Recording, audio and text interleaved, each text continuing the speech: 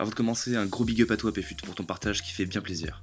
Aujourd'hui, on va s'intéresser à une rencontre pas comme les autres, un match à part dans le championnat, dont la simple victoire peut pardonner bien des échecs. Il est attendu chaque année, je veux bien entendu parler du fameux Bordeaux-Granville. Norage, je viens de Bordeaux. Vous l'aurez compris, on va bel et bien parler du classico OM-PSG. Attention, je calme tout de suite les ardeurs en précisant que j'évoque ici l'OM avant le PSG en raison des origines de cette tradition. Depuis 30 ans, les fans des deux équipes se prennent la tête afin de déterminer qui est le meilleur en France, à coup de à jamais les premiers, alors que de nos jours, aucun des deux ne dépasse les quarts de finale en Ligue des Champions. J'espère me tromper cette année, mais bon.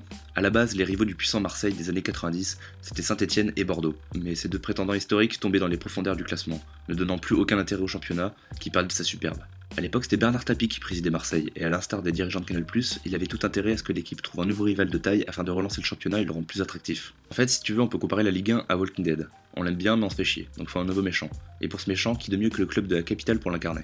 On joue donc sur la rivalité nord-sud, toi-même tu sais j'en neige, la capitale contre la province, et même la météo. Canal investit donc dans le Paris Saint-Germain qui a un énorme potentiel de développement du football qui n'est pas assez mis en avant, et ça, Nasser l'a bien compris. Pour te faire une idée, dans les années 70, le parc n'est rempli que de 15 000 personnes. Après l'arrivée de Canal, on passe directement à 25 000. Pour ce qui est de la rivalité, elle n'a pas été très longue à instaurer. La presse en a beaucoup joué, rapportant les faits de jeu entre les deux équipes et ceux des supporters. C'est donc à celui qui sera le plus fort sur et en dehors du terrain. Il y aura des accidents ce soir ici à Marseille, car des fusées sont lancées entre supporters parisiens et supporters marseillais. Il y aura des accidents, c'est une évidence. Les nombreux débordements entre les fans et la présence des forces de l'ordre ont et auront toujours un impact indéniable sur l'entretien de cette rivalité. On peut également noter une petite guéguerre des mercato avec pas moins de 52 joueurs ayant porté le maillot des deux clubs. À titre d'exemple, on peut citer quelques joueurs comme Georges Weah, Daniel Bravo, Alain Roche, Kabia Ince, Makelele ou encore Ben Arfa. Même Laurent Blanc devait être initialement transféré de l'Inter à Paris au lieu de Marseille. Un contrat aurait même été signé avant que Tapie ne mette la pression. Allez, juste pour le plaisir, voici quelques stats entre les deux clubs parce que ouais, j'adore les stats, mais bon, je vais pas m'amuser à les commenter parce que le but n'est pas d'établir un champion.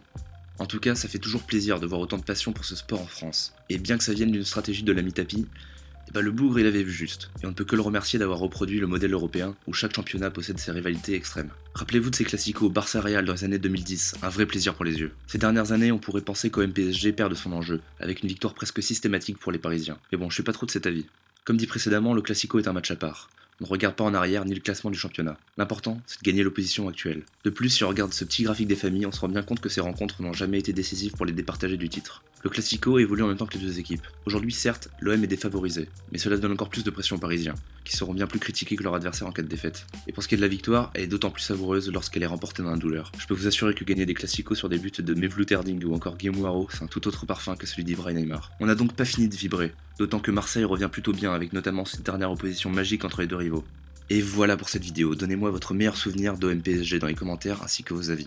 Pour ma part, j'étais au stade sur un magnifique 2-1 au parc en 2010.